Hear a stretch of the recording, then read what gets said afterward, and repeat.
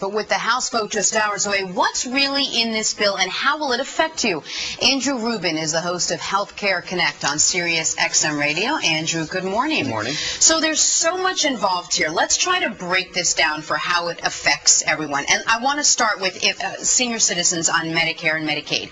Start with just them. How does this affect them? We'll make it real easy for you today. Okay. There's really some short-term and longer-term things that are going to be happening. In the short term, for senior citizens, they're going to get some money towards this donut hole, prescription drug coverage that they don't currently have. So down the road, there'll be more changes to the Medicare system, but it's important to point out there are no cuts in services in this bill. Okay. Now, say you're an average family with children. How does this affect you? Well, again, short and long term. So Right. the short term, dependent children up to age 26 will be able to stay on their parents' coverage as long as they don't have coverage options of their own.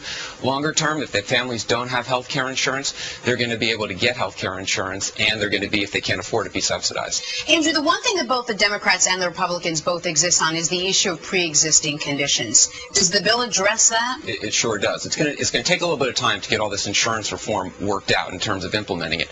In the short term, there's about $5 billion available to people who have pre-existing conditions and can't get health care insurance. That money will be available, fairly quickly right away. Longer term, when the insurance reforms kick in, they'll have to be, insurance companies will have to sell to people with pre-existing conditions. You keep mentioning, now and later, short-term and long-term. Where's the line here, and how does this affect us now as opposed to, what year are we talking about? So we're talking about 2014 when most of the rules kick in. So anything pre-2014 is what, we're talking about immediate relief, and 2014 will, that's whenever, all the legislation takes effect. So after 2014, everything kicks in? That's correct. All right, so let's go over some other situations now. Say you already have health insurance. Does this affect you at all, at least for right now? For those who have insurance, there should be no changes. Well, in fact, not a great thing because insurance premiums have been going up, and I don't see them coming down in the short term.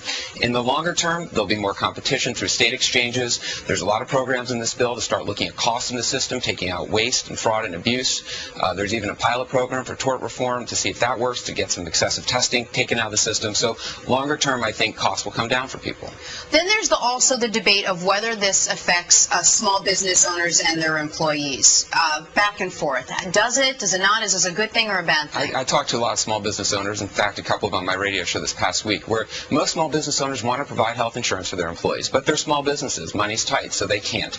This bill actually has tax credits available for people to cover some of the costs of providing health care insurance to small business owners for their employees, and the people I've spoken to like it, and they're going to use it. Why is this so complicated? Why is there so much involved here and so hard for everyone to understand what's going on here and what this is all about? I think the news is going to start shifting away from the politics, hopefully later on today, and we'll start talking about what's in the bill, and as soon as the American people start understanding it, it'll become a lot clearer. Perfect. Andrew, thank you so much. Well explained. Andrew Rubin.